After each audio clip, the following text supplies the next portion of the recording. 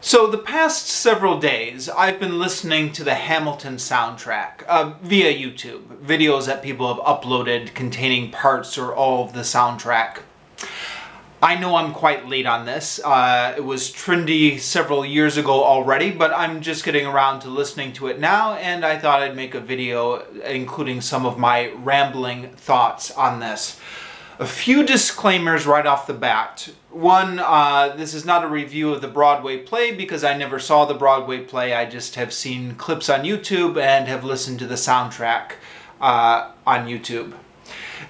Secondly, and perhaps more importantly, I've gotten some feedback in some of the past videos I've done via the comment section that people dislike it when I review something from the perspective of telling a long rambling story about how I became interested in it or what kind of mood I was in when I read it or watched the movie or etc. A lot of people just want me to get to the point and then cut out all the personal stuff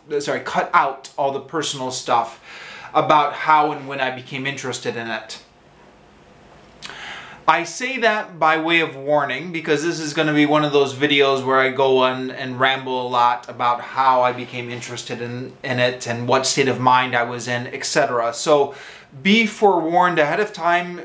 You know, maybe if that kind of stuff annoys you, don't watch this video.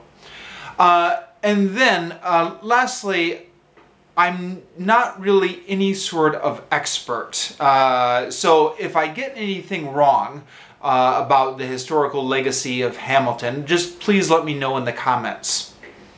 Okay, actually speaking about not being any sort of expert, I've always considered myself a history nerd. History was my favorite class in high school. I was a history major in university, and I still read history books from time to time. I was going to say I read a lot of history books, but actually I don't read a lot of books by any metric. But in any given year, a fair proportion of whatever I do read happens to be history books, whether that ends up being 10 books or whether that ends up being 40 books. So I'm interested in history, but I've never been particularly ferocious about my reading, and the history books I do read tend to be very light, popular histories. So I don't really have a firm background on Hamilton. I was actually looking at my reading list for the past 14 years, which is ever since I started keeping track of the books I'd been reading on my blog. And I only read 3 books that in any way had to do with the Founding Fathers. 2 of them are popular histories. One of them is For Liberty and for Glory, Washington and Lafayette, which, as the title suggests, focuses on Washington and Lafayette. The other one was The Great Upheaval by J. Winnick, which is just after the American Revolution, during the time of the French Revolution and the American reaction to it. So not during the American Revolution, but still about the Founding Fathers and that generation. And then the other was a children's book on Thomas Paine. All 3 of them I've also reviewed on this YouTube channel. And then aside from that, there was that John Adams HBO miniseries, which I've not reviewed, but I saw about 10 years ago when that was popular, and rather enjoyed it.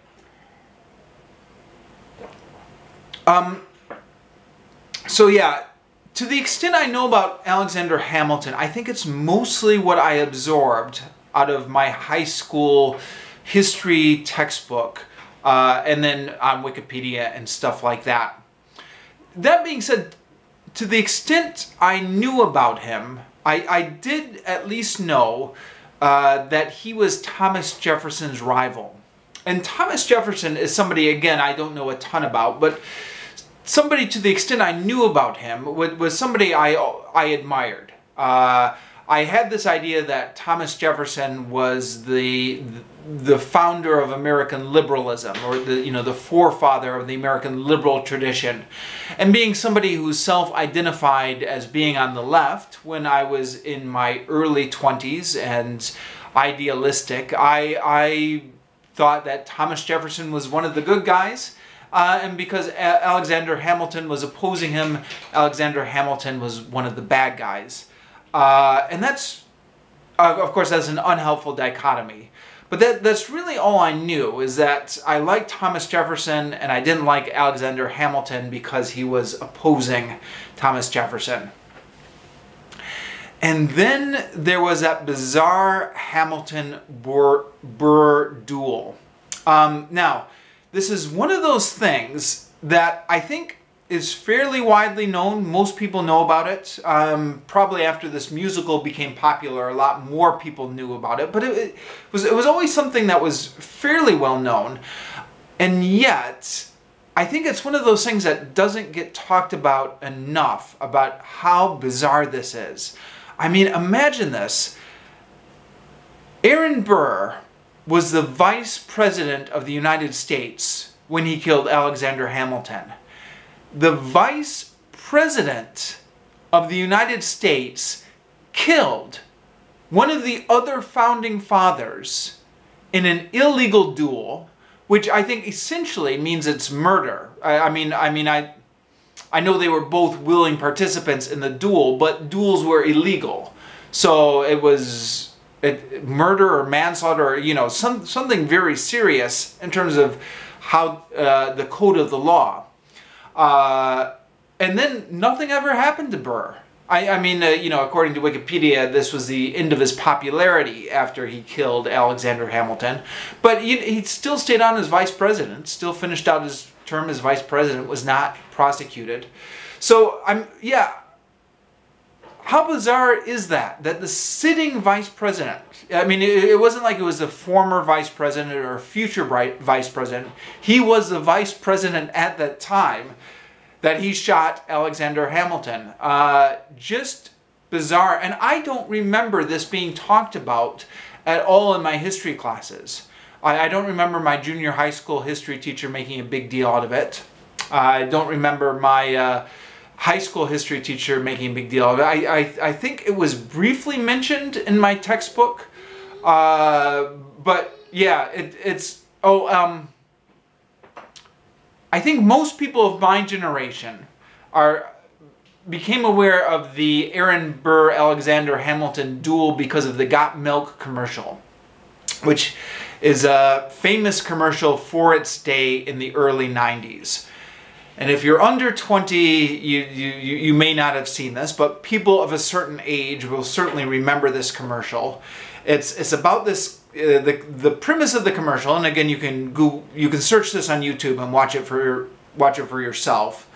But there's a guy in this museum, which is dedicated. The room of this museum is dedicated to the Hamilton-Burr duel. So there's like a portrait of Aaron Burr, and then there's a bullet framed in a case, and he's eating peanut butter and bread. And then the radio announcer announces that they're doing this trivia about who shot Alexander Hamilton. And I believe they say right in the commercial, like, okay, this is a tough one. See if anybody knows this. For $10,000, who killed Alexander Hamilton? And then he gets a phone call, and he picks up the phone, and he can't answer because he's got the peanut butter stuck to the roof of his mouth, and there's no milk to wash it down with. And so the commercial has got milk. So I think that's a lot of people my age where we heard about this Alexander Hamilton, Aaron Burr duel. But even within in that commercial, it's still framed as this piece of obscure trivia that nobody in their right mind would know, and he just happens to know it because he's sitting in the room of the museum where they've got the exhibit. So yeah, I mean, I don't know, what was your experience in high school? Did you spend a lot of time talking about this duel? I feel like it's one of those things that should get talked about a lot more just because of how bizarre it is. Although, I guess to be fair, I'm not sure it had a huge legacy on history, which maybe is why it doesn't get talked about. Or maybe it does have a legacy insofar as Alexander Hamilton would probably have gone on to do other things if he hadn't have been cut down in the prime of his life in that silly duel. And then the other thing I knew about Alexander Hamilton, I guess, was just what I absorbed from that John Adams miniseries, the HBO one that came out about 10 years ago. In which, again, Aaron Burr and Thomas Jefferson are framed as rivals. They're both arguing on either side, and John Adams is trying to keep the peace between them. And because it's a miniseries about John Adams is portrayed as the sane one, and both Thomas Jefferson and Alexander Hamilton are portrayed as fanatics on either side. If memory serves, it has been about 10 years since I saw that miniseries. Alexander Hamilton does not come off well in that miniseries. He comes off as a little bit crazy, and John Adams has got to bring reason to him and keep him in line. But, you know, I don't know. Obviously, John Adams is a point of view character in that miniseries. So how historically accurate that is, I don't know. That's about the extent of my knowledge. But about 5 years ago, when I heard there was this hit Broadway play about Alexander Hamilton, I thought, boy, that's really bizarre, because Alexander Hamilton has got to be one of the least cool founding fathers. I mean, he's got to be like the squarest of the founding fathers. Because, you know, when you have the founding fathers, you have people like Thomas Paine or Thomas Jefferson who talked about ideals and liberty and the universal republic and freedom and all this stuff. And then you have Alexander Hamilton, whose big thing was centralized government and a strong central bank. And so you think, what? They're making a musical about the guy who wanted to make the strong central bank. That doesn't sound right. And, you know, arguably, Alexander Hamilton's legacy is really important, and maybe we really needed that strong central bank. I don't know. But you think about like a Broadway musical as something to, you know, to celebrate the idealists and the dreamers and, you know, the people who dreamed big. You wouldn't think about it celebrating the legacy of the guy who created the strong central bank. And in fact, I still wonder a little bit if the guy who wrote this, what was his name? Lin-Manuel Miranda. Apparently he read a biography of Alexander Hamilton that he was just really captivated by. You know, you wonder a little bit if he had just gone a little further down the shelf and picked up a biography of Thomas Jefferson or, you know, Thomas Paine, if we would have had a completely different musical. I don't know, but yeah, I was a bit surprised when I heard there was this hit musical celebrating Alexander Hamilton's legacy, because I was like, Alexander Hamilton? No, he was the lame founding father. You want to go with Thomas Jefferson and the idealists, right? That plus, I guess I've always had a suspicion of anything that's a little bit too popular, especially on Broadway, because, you know, you figure, who goes to these Broadway plays, right? It's, you know, rich New Yorkers with money. So I initially viewed it with suspicion and didn't really check it out. But there are a few things which have brought it to my attention recently. One is I just had a coworker recommend it to me. We were talking about the musical Jesus Christ Superstar, which that's a separate topic for a separate video. But I've long been a fan of that musical, and he was as well. And he said, you know, the only other thing he's listened to, which he feels has been in the same league as Jesus Christ Superstar, well, he mentioned Chicago, and they mentioned Hamilton. And he said, you know, the music in Hamilton is really good. It's in the same league. It's not the same type of music, but it's the same league where you feel like the music is really exciting and it makes you feel excited about the story. So that put it on my radar. And then there was that Some Good News clip, which you've probably seen because everybody was sharing this on Facebook, about the cast on Hamilton surprising a little girl whose tickets got canceled by singing for her the prologue song. And I watched that clip and I thought, boy, that does sound, that song is pretty cool. I mean, it's got a good bounce to it. It's sounding really cool. And in addition to the music being really good, it does seem to promise a really exciting story.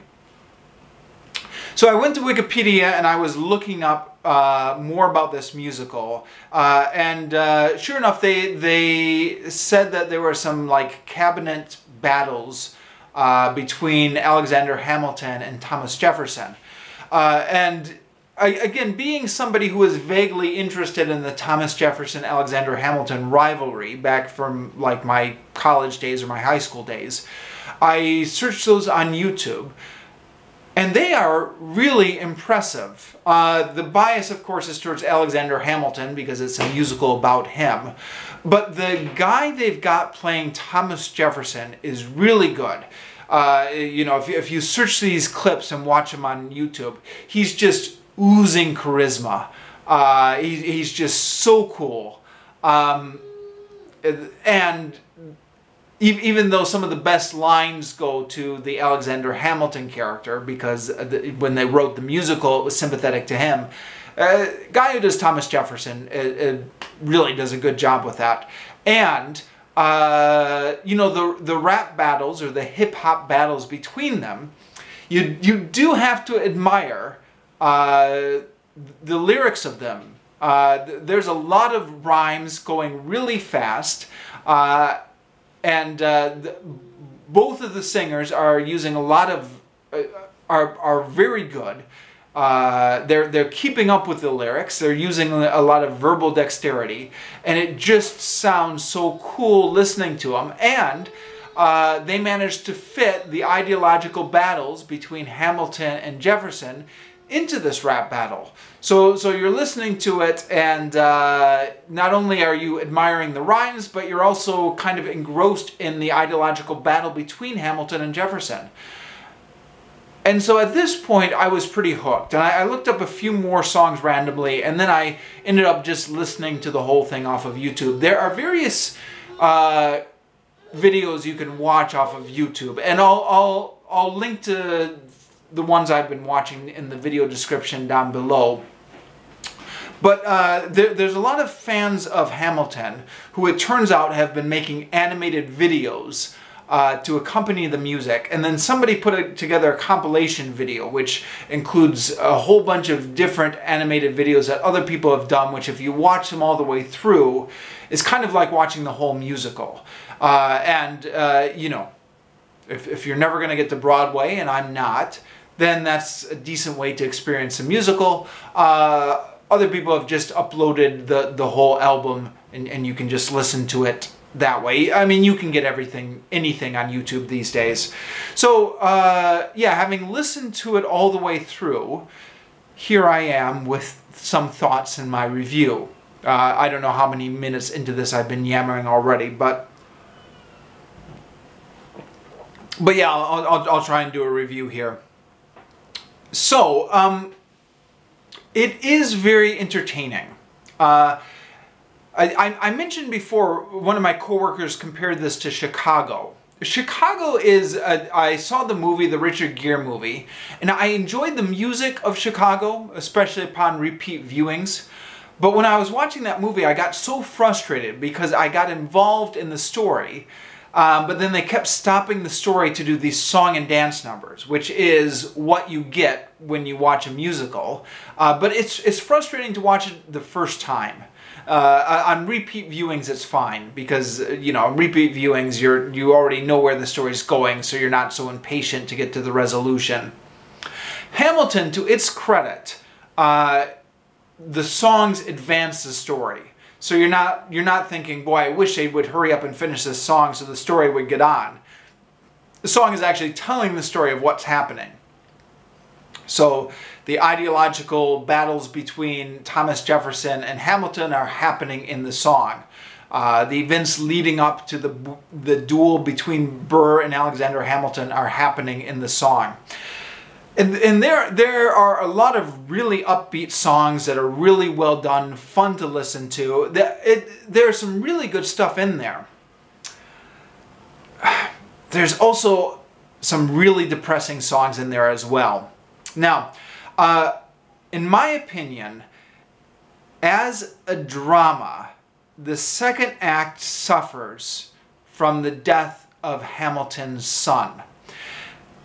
Sorry, is that a spoiler? I don't really consider these things spoilers because it's history, but, well, I guess if you do consider these spoilers, apologies. And from here on out, I'm going to spoil stuff. More stuff. Now, the death of his son, this is one of those things that it's nobody's fault per se, because it's something that really happened and they had to deal with it in the musical. I don't think they could have skipped over it. I think they had to deal with it. And this is a problem with doing biography as drama. I mean, it's nobody's fault except maybe somebody should have said, maybe we should choose a different figure to do as a biopic. Choose a different biography. There's too many problems in this guy's life. But if you're going to do with his life as a Broadway musical, then this is the issue you're stuck with. But yeah, it's just that whole second act is so depressing. So there's the Reynolds affair, and then his wife finds out about it, and then his wife does a heartbroken song. And then his son dies, and then there's that song. And then by the time you get to the battle between him and Burr, you get the sense that the musical wants to set this up as a climactic end. Especially because they've set up this arc between Burr and Hamilton as the climactic arc of the musical. In the world of this musical, Hamilton and Burr start out as best friends, and then they gradually fall out, and then they become enemies, which gives a lot more emotional weight to the ending duel between them. To the best of my knowledge, none of that is historical. Again, I'm not an expert, but look this up on Wikipedia. And yeah, Hamilton and Burr traveled in the same circles, but they were never best friends. I don't think they were ever even friends, as was portrayed in the musical. But okay, so the musical is rewriting history to make them best friends in order to have that climactic duel have more of an emotional payoff, except after you get done with Hamilton's son, I mean, what else really is there to tug with the emotions? You're like, well, okay, I mean, his son is already dead. I mean, so Burr kills him at this point, but that just feels like it feels like the main tragedy of his life is the death of his son, and the fact that he gets killed in this pointless duel with Burr just seems superfluous. And then there's this long, sappy song about his legacy that happens after that. Oh, right, also in the second act, there's Burr singing about the death of his wife. And there's just so many downer songs in the second act. And of course, at the time I'm recording this, it's during the COVID-19 thing, where everyone is staying inside all the time. It's self-isolation. And it was, I guess, in many ways, just the wrong time to be listening to this, because I was already prone to be a little bit depressed because I'm staying inside all the time for self-isolation. And just having that soundtrack on repeat, I mean, maybe it's my own fault for having it on repeat, but it just put me in a really depressed mood, and I had to stop listening to it. Even though there are some songs in it that are really good. But yeah, I guess when it comes down to it is I'm not sure I'm a fan of this musical as a whole, as like the whole album. Even though there are some really upbeat songs that are really good. No One Else Was in the Room Where It Happened, I think, is my favorite, although there are several good songs. And there are some really good rap battles where the verbal dexterity of both of the people facing off and the rhymes are, you know, when it's good, it's really good. But oh boy, does it ever get sappy and melancholy and sad? I just don't. That's not my thing. I've got enough troubles in my life without without adding to it by listening to this really sad melodrama about all the bad things that happened to Alexander Hamilton, which primarily come in the second act. So yeah, I like a lot of the songs. I've decided on the whole I don't like the album. Now the historical accuracy, oh right, sorry, another thing to mention maybe, I previously had the idea that the big fans of this musical were, you know, the kind of people who listen to NPR and have, like, you know, yuppies basically, kind of 40 or 50-year-old rich urban professionals who are socially liberal, listen to NPR, go to Broadway. It's interesting on YouTube, a lot of the videos that are made about Hamilton, a lot of the fan videos, and a lot of the comments seem like they're being made by teenagers, high school students, and maybe junior high school students. So that seems to be where a lot of the fan base is coming from, at least as far as YouTube is concerned, which surprised me a little bit, again, because I had this image of yuppies as being the fan base. But I guess it shouldn't have surprised me, because it is the music of today's youth, generally, and that is exactly the type of the age where you're most susceptible to these really cheesy musicals. And I was exactly the same thing when I was in high school. Again, I didn't see a lot of them on Broadway. I was, you know, just heard the album. But Phantom of the Opera, I loved that when I was a kid. Thought that soundtrack was so cool.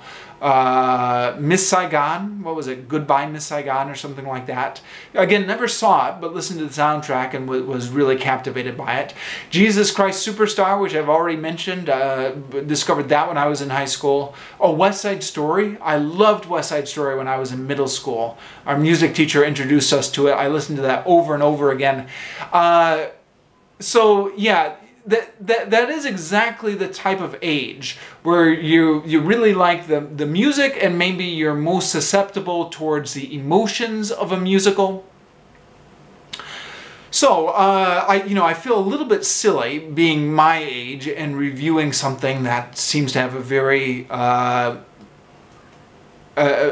young fan base, but you know, there's no reason why I can't talk about it, and there's no reason why I can't enjoy it. And the guy who recommended it to me, actually, the coworker I mentioned at the beginning of this video, is in his 70s, actually. So there you go, huh? As something that can be enjoyed by all ages. Okay, so the historical accuracy of this. Yeah. The short version is this does not appear to be at all historically accurate at all. And again, I'm no expert, but just based on what little I do know and what I was able to glean off of Wikipedia. And I think for the most part, the general consensus is, well, that's all right. It's a Broadway musical. It doesn't need to be historically accurate. I mean, by and large, we tend to have a very relaxed attitude towards the historical accuracy of Hollywood movies.